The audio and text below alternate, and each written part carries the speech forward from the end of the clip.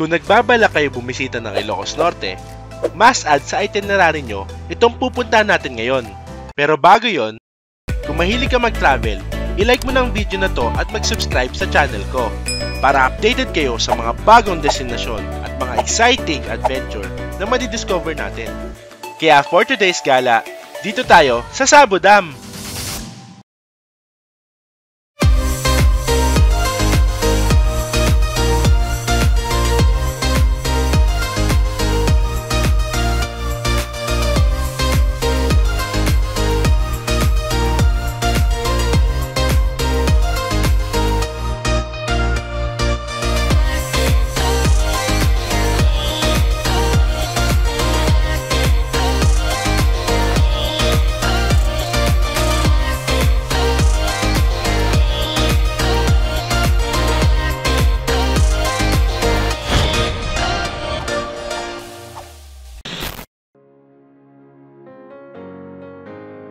Nag-drive kami from Manila to Ilocos for 12 hours. Pero syempre, marami na kaming dinaanan na destinasyon. At itong next destination natin, located sa Carasi, Ilocos Norte. Very challenging ang long drive, pero definitely worth it sa presyo kung ikukumpara sa eroplano. Mas lalo na kung big groups kayo na nagta-travel. Pero syempre, depende yan kung ano mas convenient para sa inyo.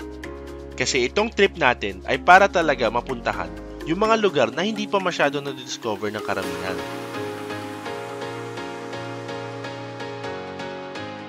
Itong tulay ay isa pang daanan para sa mga naglalakad papunta sa dam.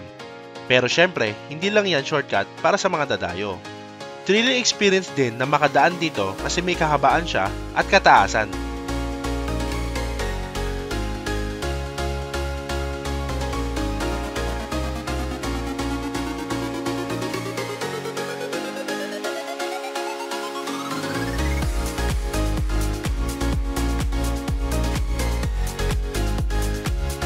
Itong daanan papunta sa kabila kung nasaan ang cottage at parking, kapag malakas ang ulan or kung hindi na visible yung daan na to, hindi na sila nagpapasok dito. Usually, pag kulay brown na yung tubig, isa rin sa indication na hindi maganda bumisita dito.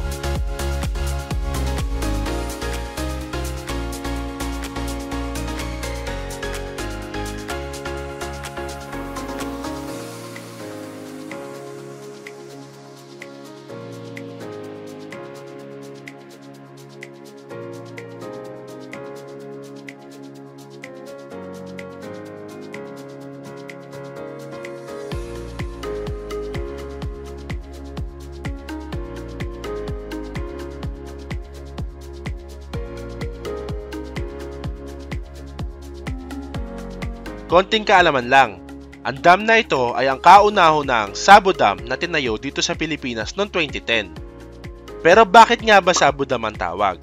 From the Japanese word, Sabo, which means sand protection. Ang purpose ng ganitong klaseng dam is makontrol yung mga sumasabay na mga bato, buhangin o lupa sa dumadaloy na tubig. Kumbaga makontrol at mabawasan yung paglipat ng mga lupa galing sa itaas ng bundok. At syempre, tulad na karaniwan na dam, tinutulungan nito maiwasan yung lakas ng daloy na rumaragas ang tubig kapag may bagyo.